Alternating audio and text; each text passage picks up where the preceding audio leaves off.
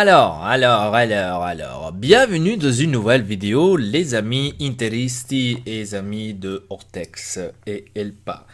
Il y a du nouveau sur le fair play financier que notre Inter a et il y a eu une décision de la UEFA.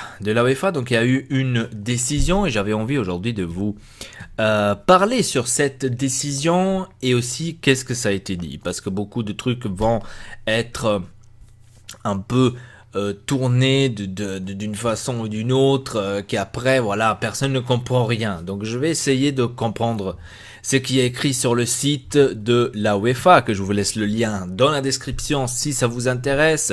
C'est écrit en anglais, moi je suis en train de le traduire, enfin je l'ai traduit sur Google.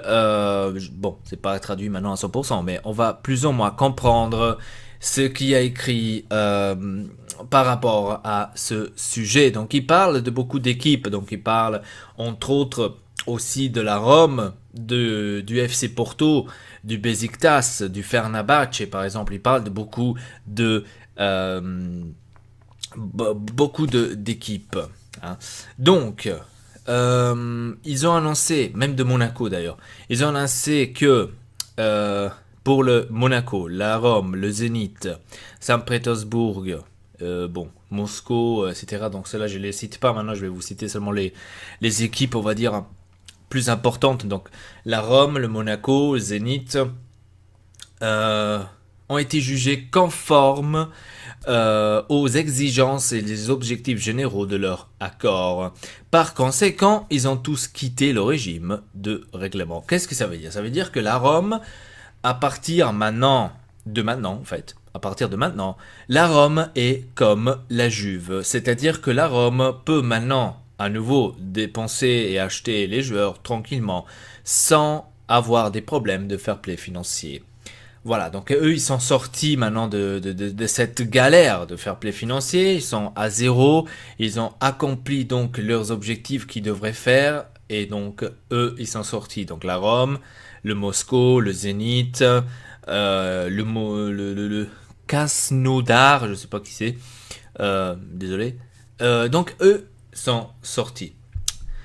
Par conséquent, ils ont tous quitté le régime de règlement. Le FC Astana, le Besiktas et FC Porto ont respecté les objectifs fixés pour la saison 2017-2018. Ils resteront dans le régime de règlement, c'est-à-dire que pour Porto, pour Besiktas et pour Astana, je ne sais pas quelle équipe c'est, donc ils ont réussi donc les objectifs qui ont été fixés pour le 17 et 18, donc pour cette saison qui vient de se terminer, mais ils resteront toujours dans le régime de règlement, c'est-à-dire que l'année prochaine, ils doivent refaire la même chose. Voilà. Alors, le régime de règlement continuera à s'appliquer pour la saison 2018-2019, donc pour la prochaine saison, pour justement Astana, Besiktas, et y compris la saison 2020-2021 pour FC Porto. Donc le Porto doit jusqu'en 2020-2021 continuer avec ce règlement-là, doit toujours garder ces trucs-là. Ok? Donc jusque-là, on est bon. Mais là, maintenant on va parler de l'Inter, parce que c'est aussi de cela pourquoi je fais cette vidéo. Hein? Alors, la chambre d'instruction de CFCB, je ne sais pas ce que c'est, a également conclu que le Fenerbahçe, le FC Internazionale di Milano, donc Inter de Milan, et une autre équipe que je ne connais pas, ont partiellement rempli les objectifs fixés pour la saison 2007-2018. Donc ils n'ont pas réussi à les remplir à 100%, mais partiellement. Et donc, en conséquence, les mesures sportives conditionnelles prévues, telles que la restriction de transfert et la limitation de nombre de joueurs sur la liste A, c'est-à-dire maintenant en Champions League, on va être limité en tant que joueur pour apporter justement en Champions League, ne seront pas levées et continueront à s'appliquer pendant la saison 2018-2019. C'est-à-dire qu'on a des restrictions de transfert.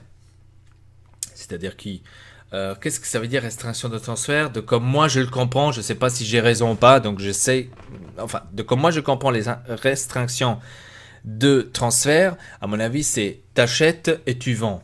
C'est-à-dire, t'achètes Nainggolan à 25, tu dois vendre pour 25. C'est-à-dire tu dois toujours rester à zéro. Donc tu dois toujours faire ça pour avoir le bilan. Et donc, l'autre chose, c'est la limitation du nombre de joueurs de la liste A. C'est-à-dire que on va être limité par rapport aux joueurs qu'on pourra ramener à apporter à la Champions League. Voilà. Et ça sera aussi pour l'année prochaine, 18-19. Voilà. Les contributions financières supplémentaires, le cas échéant, seront retenus comme spécifiés dans chaque accord respectif. Le régime de règlement continuera à s'appliquer pour la saison 2018-2019, tant pour l'International de Milan, donc pour l'Inter de Milan. Et jusqu'y compris la saison 2019-2020, ça sera pour Fenerbahçe. Donc pour l'Inter, ça sera encore pour l'année prochaine. Encore, donc la prochaine saison, ça sera encore la même chose que cette année. Donc ce n'est toujours pas fini pour nous. Mais pour Fenerbahçe, ça sera jusqu'en 2019-2020. C'est-à-dire qu'encore une autre saison en plus. C'est-à-dire la saison qui va venir et la saison qui va venir après. Ce sera aussi pour Fenerbahçe. Donc là, le truc de l'Inter, la situation de l'Inter. On a des restrictions de transfert. Comme je vous ai dit, comme moi je comprends, je ne sais pas si j'ai raison ou pas, on est obligé de vendre et d'acheter au même chiffre. C'est-à-dire qu'on doit rester toujours à zéro pour pas être en moins. Et on sera justement limité à apporter des joueurs à la Champions League. On sera limité. On doit, au lieu d'en ramener 23, on est obligé d'en ramener 18, par exemple. Maintenant, je ne sais pas vraiment, voilà, donc ça c'était un exemple. Voilà, donc jusqu'à la prochaine saison, que ça va s'appliquer aussi, ça va être comme ça les gars. Qu'est-ce que vous voulez que je vous dise? C'est une chose que je m'attendais. C'est une chose que je m'attendais parce que sortir du fair play financier, il faut beaucoup de travail.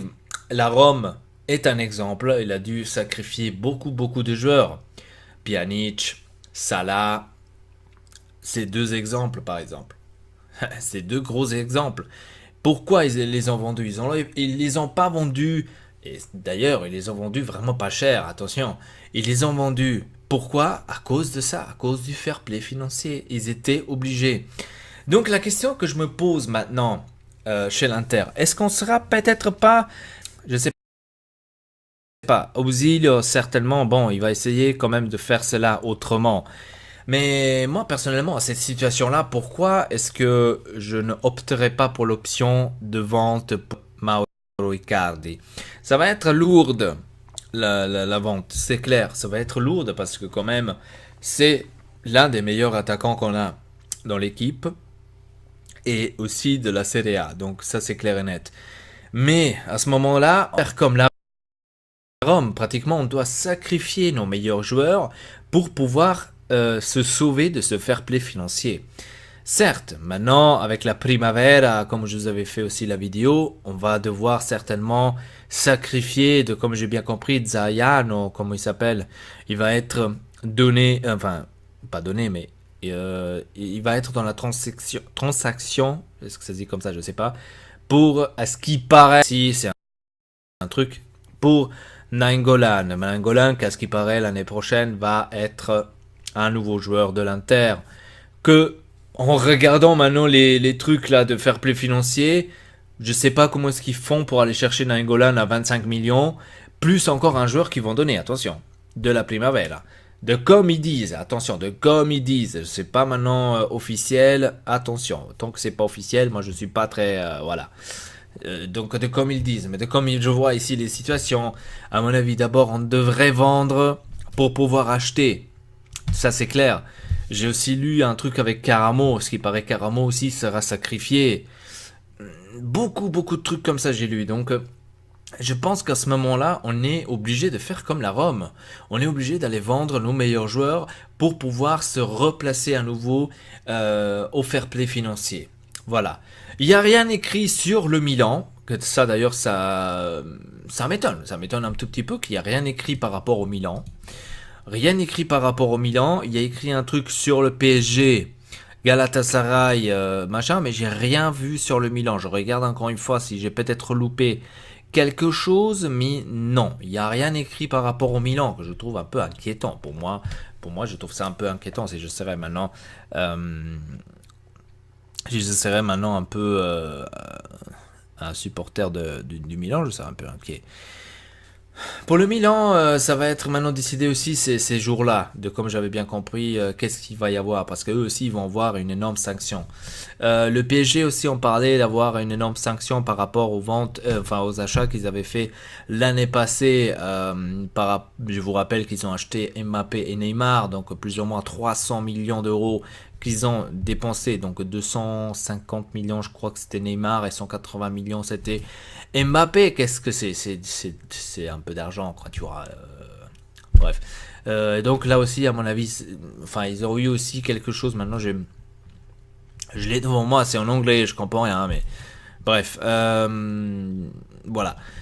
Voilà, ça c'est la situation maintenant de l'Inter, les gars. Qu'est-ce que vous en pensez? Qu'est-ce que vous en pensez de cette situation-là? Ne donnez pas maintenant la faute à Suning, ne donnez pas la faute à Moratti, etc., etc. À mon avis, ça a à voir aussi beaucoup avec les dépenses qu'on a fait ces 2 dernières années. Je vous rappelle qu'on a dépensé 40 millions ou 45 millions pour João Mario, qu'aujourd'hui il vaut même pas la moitié.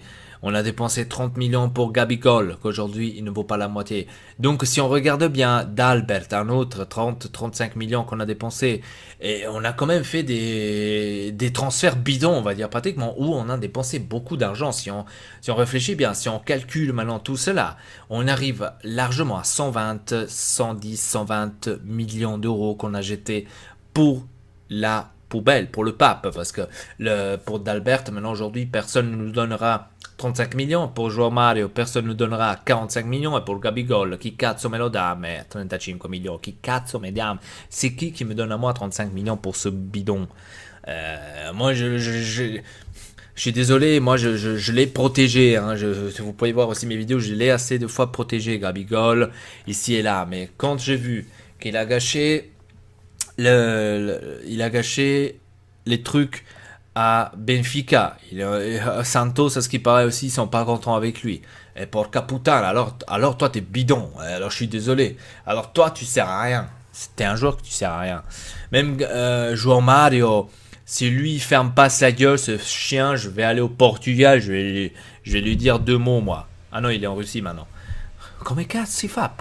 Bah, lui aussi, est ce qu'il paraît, il a dit à tous les nouveaux talents du Sporting, n'y allez pas en Italie. Si toi, t'es pas capable de tenir le rythme de la Serie A, ferme ta gueule. Ne dis rien. Parle pas. T'as même pas. C'est qui t'ordonne de parler de l'Inter et de l'Italie? Qui te le dit? Qui cazzo te lo dice? C'est une pipa. T'es nul. Hein? Combien de fois je dois te dire que il faut vraiment que je te rappelle le but raté contre le Milan, 1 mètre devant le but, hein? 1 mètre devant le but, bordel de Pampavelo, hein? 1 mètre devant le but, et toi tu oses encore dire ah moi les 45 millions je les vaux complètement, hein? Oui, voilà, les 45 millions, je les vaux complètement. N'allez pas en Italie, bordel, n'allez pas en Italie. C'est pas, il se met en question lui, que peut-être il est nul, parce qu'à West Ham, il a rien foutu, en Italie non plus. Le seul truc où il a foutu quelque chose, c'est bien sûr au Portugal, parce que là, je suis désolé, mais parce que là, le championnat, il est nul, c'est pas la même truc, c'est pas la même chose qu'en Angleterre et en Italie. Donc, che cazzo mi vuoi raccontare tu? C'est une pipa. Donc, vous voyez où est-ce qu'on a laissé tout l'argent? Donc maintenant, on doit payer le fair play financier, les gars. Moi, je la vois comme ça. Je suis désolé, 110, 120 millions qu'on a jeté à leur poubelle. D'Albert, d'ailleurs, j'aurais donné un peu plus de chance, parce que d'Albert, quand même, il est arrivé l'année passée, si je ne me trompe pas. J'aurais quand même donné un peu plus de chance à D'Albert, il est encore jeune, il pourra encore peut-être se refaire. Mais comme j'ai compris, ils veulent le prêter à Monaco, je ne sais pas où. Si c'est vrai ou pas, je ne le sais pas.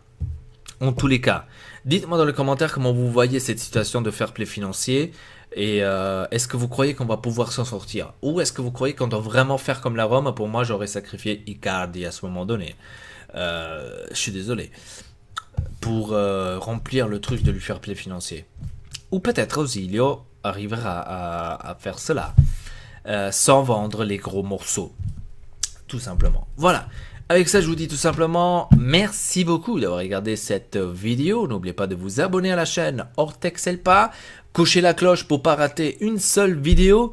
Et voilà, avec ça, je vous dis à très bientôt. Votre El Patounette. Peace.